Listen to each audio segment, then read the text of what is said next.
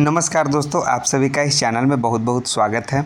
तो हम लोग इस वीडियो में 71st बीपीएससी के लिए टेस्ट सीरीज़ को डिस्कस करने वाले हैं, जो कि आपका इम्तिहान का है। तो यह इम्तिहान का आपका जो टेस्ट सीरीज है स्पेशली डिज़ाइन है प्रीलिम्स परीक्षा के लिए।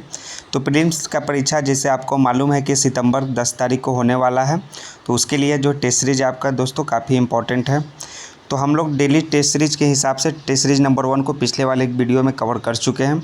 तो आप हमारे चैनल को विजिट कीजिए, वहां से आप टेस्ट सीरीज नंबर 1 को प्राप्त कर सकते हैं, क्योंकि एग्जाम पॉइंट ऑफ व्यू से टेस्ट सीरीज का अपना अलग ही इंपॉर्टेंस होता है। तो चलिए हम लोग डेली टेस्ट का टेस्ट सीरीज नंबर 2 को इस वीडियो में कवर करने वाले हैं। तो फटाफट दोस्तों, अगर आप लोगों ने अभी भी चैनल को सब्सक्राइब नहीं किया है तो प्लीज़ दोस्तों चैनल को सब्सक्राइब कर दीजिए और इस चैनल का लिंक दोस्तों को भी शेयर कर दीजिए। तो चलिए 71st BPSC prelims set number 2 का पहला प्रश्न क्या है। तो पहला प्रश्न है कि ऋग्वेद में मगध क्षेत्र के लिए किस शब्द का प्रयोग किया गया है। तो मगध क्षेत्र के लिए आपको जो है कीकट शब्द का प्रयोग हुआ है ऋग्वेद में। तो कीकट यानी ऑप्शन नंबर सी इसका करेक्ट आंसर हो जाएगा। इसमें देखिए आपका 4 ऑप्शन दिया हुआ है, वरात, समाद, कीकट और पाटली। तो कीकट इसका राइट आंसर है, ऑप्शन नंबर सी। दूसरा नंबर का प्रश्न है कि निम्नलिखित में से किस मगध शासक ने अंगराज को मगध साम्राज्य में मिलाया था। तो उस मगध शासक का नाम है बिंबिसार। बिंबिसार ने जो है अंगराज को मगध साम्राज्य में मिला लिया था। सो ऑप्शन नंबर ए इसका बिंबिसार करेक्ट आंसर हो जाएगा। तीसरा नंबर का प्रश्न है कि किस मगध शासक ने राजगिरी नामक नवीन नगर की स्थापना कर इसे अपना राजधानी बनाया था। उस मगध शासक का नाम भी बिंबिसार ही है, जो राजगिरी नामक नवीन नगर की स्थापना करके इसे अपना राजधानी बनाया था। सो ऑप्शन नंबर ए इसका भी बिंबिसार करेक्ट आंसर होगा तीसरा नंबर के प्रश्न का। 4 नंबर का प्रश्न है कि किस शासक ने सर्वप्रथम पाटलिपुत्र को मगध की राजधानी बनाया था। तो उस शासक का नाम है दोस्तों उदयन। उदयन जो है मगध की राजधानी पाटलिपुत्र को बनाया था। यह आपका सर्वप्रथम शासक था। So option number C Udayan इसका राइट आंसर है चौथे नंबर का प्रश्न का। 5वां नंबर का प्रश्न है कि शिशुनाग वंश का अंतिम शासक कौन था। तो शिशुनाग वंश का अंतिम शासक का नाम है महानंदिन। सो महानंदिन इसका correct answer option number D हो जाएगा। 6ठा नंबर का प्रश्न है कि मौर्य वंश का राज्य चिन्ह था। तो मौर्य वंश का राज्य चिन्ह जो था वो था मयूर था, मयूर यानी मोर। सो ऑप्शन नंबर डी इसका करेक्ट आंसर है राज्य चिन्ह मयूर। 7 नंबर का प्रश्न है 7वां, निम्नलिखित में से किस यूनानी लेखक ने सिकंदर और चंद्रगुप्त मौर्य के बीच मुलाकात का वर्णन किया है। तो उस यूनानी लेखक का नाम है दोस्तों आपका स्ट्रैबो या फिर जस्टिन या निर्क्यास या ऑरिस्टिबुलस। 3-4 ऑप्शन में आपका जो राइट आंसर होगा वो होगा जस्टिन। जस्टिन जो एक यूनानी लेखक था, वो सिकंदर और चंद्रगुप्त मौर्य के बीच मुलाकात का वर्णन करता है। सो ऑप्शन नंबर सी इसका जस्टिन राइट आंसर है। 8वां नंबर का प्रश्न है निम्नलिखित में से किस शासक ने पाटलिपुत्र की उपाधि धारण किया था। तो पाटलिपुत्र का उपाधि धारण किया था चंद्रगुप्त मौर्य ने। तो चंद्रगुप्त मौर्य इसका करेक्ट आंसर हो जाएगा ऑप्शन डी, जिसने पाटलिपुत्र का उपाधि धारण किया। 9वां नंबर का प्रश्न है मेगास्थनीज भारत में आने से पहले कहाँ का गवर्नर था। तो मेगास्थनीज जो है भारत आने से पहले कांधार का गवर्नर था। तो कांधार इसका ऑप्शन नंबर डी 9 का करेक्ट आंसर हो जाएगा। 10 नंबर का प्रश्न है कि सेलुकस निकेटर और चंद्रगुप्त के बीच युद्ध के उपरांत हुए संधि के अनुसार दोनों के साम्राज्य की सीमा किसे माना गया है। तो दोनों का जो साम्राज्य का सीमा माना गया सेलुकस निकेटर और चंद्रगुप्त के बीच युद्ध के उपरांत हुए संधि के बीच, वो था आपका हिंदुकुश पर्वत। तो हिंदुकुश पर्वत जो है सीमा माना गया। सो ऑप्शन नंबर डी इसका करेक्ट आंसर होगा 10वां नंबर के प्रश्न का। 11 नंबर है कि मगध के किस शासक ने मित्रघात की उपाधि धारण किया था। तो मित्रघात का उपाधि धारण किया था बिंदुसार ने। बिंदुसार जो कि एक मगध शासक था। सो ऑप्शन नंबर ए इसका करेक्ट आंसर होगा, जिसने मित्रघात का उपाधि धारण किया। चलिए 12 नंबर का प्रश्न देखते हैं कि अशोक के 13वें शिलालेख से ज्ञात होता है कि उसने अपने राज अभिषेक के कैमे वर्ष कलिंग का विजय किया था। तो कलिंग का विजय जो किया था वो राज्याभिषेक के 8वें वर्ष के में 8वें वर्ष जो है कलिंग पर विजय प्राप्त किया था। सो ऑप्शन नंबर ए इसका 8वें वर्ष राइट आंसर हो जाएगा 12 नंबर के प्रश्न का। 13 नंबर का प्रश्न है कि अशोक का कौन सा अभिलेख रानी का अभिलेख बोला जाता है। तो अभिषेक का जो कौशाम्बी लघु स्तंभ अभिलेख है उसे रानी का अभिलेख बोला जाता है। सो ऑप्शन नंबर ए इसका 13 नंबर के प्रश्न का राइट आंसर हो जाएगा। 14 नंबर का प्रश्न है, निम्नलिखित में से किसने अशोक को बौद्ध धर्म में दीक्षित किया गया। तो किसने अशोक को बौद्ध धर्म में दीक्षित किया गया था, वो किया गया था उपगुप्त के द्वारा। तो उपगुप्त यानी ऑप्शन नंबर सी इसका राइट आंसर हो जाएगा 14 नंबर का प्रश्न का। 15 नंबर है कि अशोक के अभिलेखों में परिसा शब्द किसके लिए प्रयुक्त हुआ है।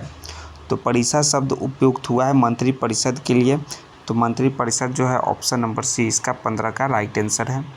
16 नंबर है आपका कि मौर्यकालीन सामाजिक व्यवस्था के संदर्भ में निम्नलिखित कथनों पर विचार करें और कौन सा स्टेटमेंट आपका सत्य है, कौन सा कथन ट्रू है, वो आपको बताना है। तो मेगास्थनीज ने अपनी पुस्तक इंडिका में 7 जातियों का उल्लेख किया है। तो यह आपका ट्रू स्टेटमेंट है, यह कथन आपका सत्य हो जाएगा। मेगास्थनीज के अनुसार प्राचीन भारत में दास्यता थी। तो जी नहीं दोस्तों, ये दास्ता नहीं थे, ये आपका ऑप्शन, ये आपका ट्रू गलत स्टेटमेंट है। नेक्स्ट है आपका समाज में सती प्रथा का प्रचलन था, ये भी आपका फॉल्स है। और स्मृति काल की अपेक्षा मौर्य काल में स्त्रियों की दशा अच्छी नहीं थी, यह भी आपका स्टेटमेंट फॉल्स है। तो इसका जो आपका कथन सत्य है वो आपका केवल एक कथन सत्य है कि मेगास्थनीज ने अपनी पुस्तक इंडिका में 7 जातियों का उल्लेख किया था। सो ऑप्शन नंबर डी केवल एक इसका राइट आंसर है 16 का। 17 नंबर है कि सर्वप्रथम किस काल में राजा की दैवीय उत्पत्ति के सिद्धांत की प्रतिपादित किया गया। तो दैवीय उत्पत्ति का सिद्धांत जो प्रतिपादित हुआ था वो हुआ था शुंग काल के समय में। तो शुंग काल यानी ऑप्शन नंबर सी इसका करेक्ट आंसर हो जाएगा। शुंग डायनेस्टी के समय जो है राजा की दैवीय उत्पत्ति के सिद्धांत का प्रतिपादन हुआ था। 18 नंबर का प्रश्न है आपका कि निम्नलिखित में से किस अभिलेख में पुष्यमित्र द्वारा 2 अश्वमेध यज्ञ कराए जाने का विवरण मिलता है। पुष्यमित्र द्वारा 2 अश्वमेध यज्ञ यह विवरण मिलता है अयोध्या अभिलेख में। सो अयोध्या अभिलेख ऑप्शन नंबर ए इसका करेक्ट आंसर है 18 का। 19 है कि कण्व वंश का संस्थापक कौन है। तो कण्व वंश का संस्थापक का नाम है वसुदेव। वसुदेव यानी ऑप्शन नंबर इसका सी करेक्ट आंसर हो जाएगा 19 नंबर के प्रश्न का। 20वां नंबर का प्रश्न है कि सातवाहन वंश में किस शासक के काल से मातृसत्तात्मक तत्व अपनाए गए अथवा महत्वपूर्ण बन गए। तो सातवाहन में किस शासक के काल से, उसका नाम है दोस्तों आपका गौतमीपुत्र सतकर्णी। सो ऑप्शन नंबर ए इसका करेक्ट आंसर हो जाएगा 20वां नंबर के प्रश्न का।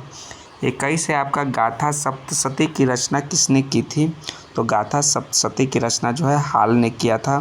तो हाल यानी ऑप्शन नंबर ए इसका भी करेक्ट आंसर हो जाएगा 21 प्रश्न का। 22वां नंबर का प्रश्न देखिए क्या है कि निम्नलिखित में से किसके सिक्कों पर 2 पतवारों वाले जहाज के चित्र बने थे। तो फटाफट दोस्तों कमेंट में आंसर दीजिए किसके सिक्कों पर 2 पतवारों वाले जहाज के चित्र बने थे। तो ये दोस्तों विशिष्ट पुत्र पुल्लुवामी और गौतमीपुत्र सतकर्णी, इन सभी के सिक्कों पर जो है 2 पतवार वाले जहाज के चित्र बने थे। नेक्स्ट है आपका 23वां नंबर के शीशे का सिक्का सबसे पहले किसने चलाया था। तो शीशे का सिक्का जो है सबसे पहले वो चलाए थे सातवाहन वंश ने। सो ऑप्शन नंबर सी इसका 23 का करेक्ट आंसर हो जाएगा। 24 है कि कलिंग नरेश खारवेल का किस सातवाहन शासक से संघर्ष हुआ था। तो खारवेल का जो संघर्ष हुआ था वो था सतकर्णी प्रथम से। तो सतकर्णी प्रथम यानी ऑप्शन नंबर सी इसका 24 का करेक्ट आंसर हो जाएगा। 25 है सातवाहन वंशीय शासकों के अभिलेख किस भाषा में पाए गए हैं।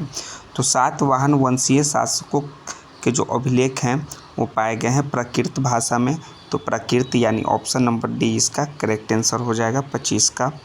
26 नंबर का प्रश्न है महाराजा खारवेल का संबंध किस अभिलेख से है। तो खारवेल का जो संबंध है वो हाथी गुफा अभिलेख से है। तो हाथी गुफा यानी ऑप्शन नंबर इसका डी करेक्ट आंसर हो जाएगा 26 का। महाराजा खारवेल का संबंध हाथी गुफा अभिलेख से है।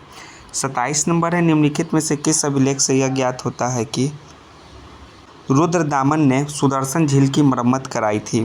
तो किस अभिलेख से यह ज्ञात होता है, यह ज्ञात होता है दोस्तों आपका 27 का। यह जूनागढ़ अभिलेख से यह ज्ञात हुआ है कि रुद्रदामन ने सुदर्शन झील का मरम्मत कराया था। सो ऑप्शन नंबर सी इसका जूनागढ़ अभिलेख राइट आंसर होगा। 28 है भारत में लेख युक्त सिक्कों का प्रचलन सर्वप्रथम किसके द्वारा किया गया। तो लेख युक्त जो है सिक्कों का प्रचलन वो सर्वप्रथम यवनों के द्वारा, किसके द्वारा, यवनों के द्वारा किया गया था। सो ऑप्शन नंबर ए इसका 28 का एक करेक्ट आंसर हो जाएगा। 29 यानी 29 नंबर वह पहला ईरानी शासक जिसने भारत के कुछ भागों को अपने अधीन किया गया था, वो अधीन किया था, उस ईरानी शासक का नाम है दोस्तों डेरियस प्रथम। सो ऑप्शन नंबर इसका बी करेक्ट आंसर है 29 का। 30 है कि पश्चिमी भारत का अंतिम शासक था, तो अंतिम शासक जो था पश्चिमी भारत का वो था रुद्र सिंह तृतीय। सो ऑप्शन नंबर डी इसका रुद्र सिंह तृतीय जो है अंतिम शासक था पश्चिम भारत का। ऑप्शन नंबर डी इसका करेक्ट आंसर है। निम्नलिखित में से किसने भारत में सर्वप्रथम स्वर्ण सिक्का प्रचलित किया था?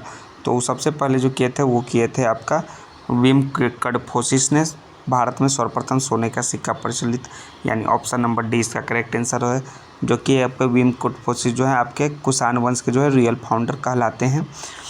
32 नंबर का प्रश्न है, कनिष्क के राज्यारोहण की तिथि को सुनिश्चित करने के लिए कहाँ अंतर्राष्ट्रीय सम्मेलन आयोजित किया गया था? तो यह अंतर्राष्ट्रीय सम्मेलन आयोजित हुआ था लंदन में। सो ऑप्शन नंबर ए इसका करेक्ट आंसर हो जाएगा लंदन। नेक्स्ट है आपका 33 मौर्य काल में शिक्षा का सर्वाधिक प्रसिद्ध केंद्र था। तो सर्वाधिक शिक्षा का जो प्रसिद्ध केंद्र था उसका नाम है आपका तक्षशिला। तो तक्षशिला यानी ऑप्शन नंबर डी इसका करेक्ट आंसर है, जो कि मौर्य काल में सर्वाधिक प्रसिद्ध केंद्र था।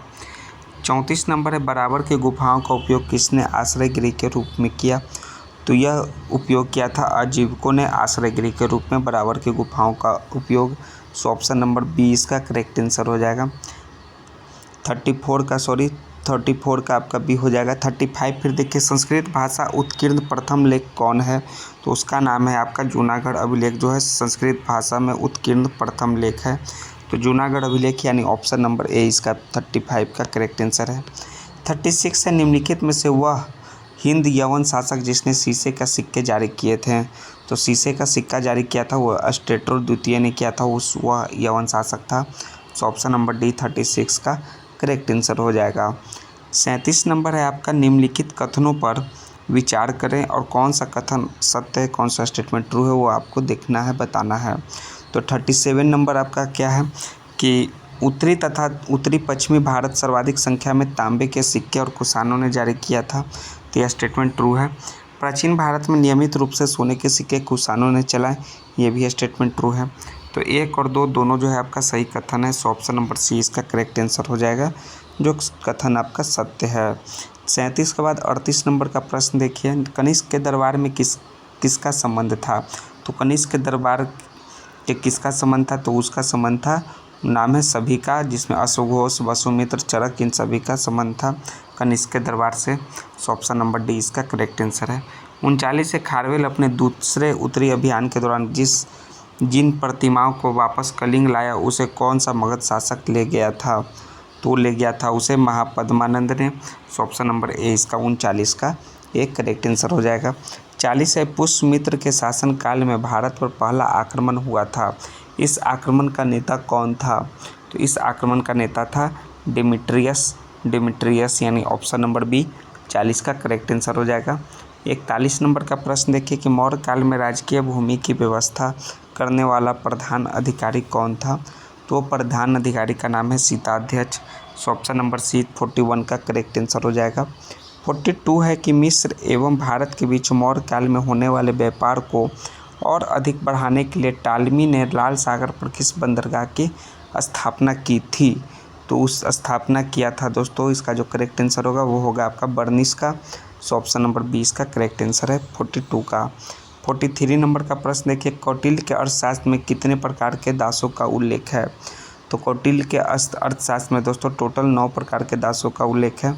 तो 9 यानी ऑप्शन नंबर ए इसका करेक्ट आंसर हो जाएगा 43 नंबर के प्रश्न का। 44 नंबर है, मेगास्थनीज ने जिले के अधिकारियों को किस नाम से संबोधित किया था? तो जिले के अधिकारियों को जो है एग्रोनोमाई नाम से संबोधित किया था मेगास्थनीज ने। ऑप्शन डी 44 का करेक्ट आंसर है। 45 नंबर है, मौर्यकालीन किस बंदरगाह को यूनानियों ने वेरिगाजा की संज्ञा प्रदान किया? तो वो संज्ञा प्रदान किया था उस बंदरगाह का नाम है दोस्तों भुग्गुकच। ऑप्शन नंबर सी इसका करेक्ट आंसर है 45 नंबर के प्रश्न का। 46 नंबर का प्रश्न क्या है? 46 है कि स्पूनर को पाटलिपुत्र नगर के उत्खनन के दौरान कहाँ से राजा प्रसाद का साक्ष्य मिला? तो वो मिला था दोस्तों 46 का जो राइट आंसर है वो है कुम्हरार में। स्पूनर को पाटलिपुत्र नगर के उत्खनन के दौरान राजा प्रसाद का साक्ष्य मिला। कुम्हरार ऑप्शन नंबर ए इसका करेक्ट आंसर हो जाएगा। 46 का 47 नंबर है कि शुंगों के पूर्वज मूलतः कहाँ से संबंधित है। तो शुंगों के पूर्वज जो है मूलतः जो है संबंधित है उज्जैन से, यानी ऑप्शन नंबर डी इसका करेक्ट आंसर हो जाएगा उज्जैन। 48 है कि जल की आवश्यकता को ध्यान में रखते हुए जिस प्रथम शासक ने गिरनार क्षेत्र में सुदर्शन झील का निर्माण करवाया वह था, तो वह कौन था, वो उसका नाम है Chandragupta Maurya. Option number A इसका करेक्ट आंसर हो जाएगा 48 का। 49 नंबर का प्रश्न देखिए क्या है कि कौटिल्य के अर्थशास्त्र के अनुसार कलिंग पर अशोक ने किस लिए आक्रमण किया था। तो किस लिए आक्रमण किया था कि वो हाथियों के लिए आक्रमण किया था कौटिल्य के अर्थशास्त्र के अनुसार कलिंग पर अशोक ने। ऑप्शन बी इसका करेक्ट आंसर हो जाएगा हाथियों के लिए 49 का।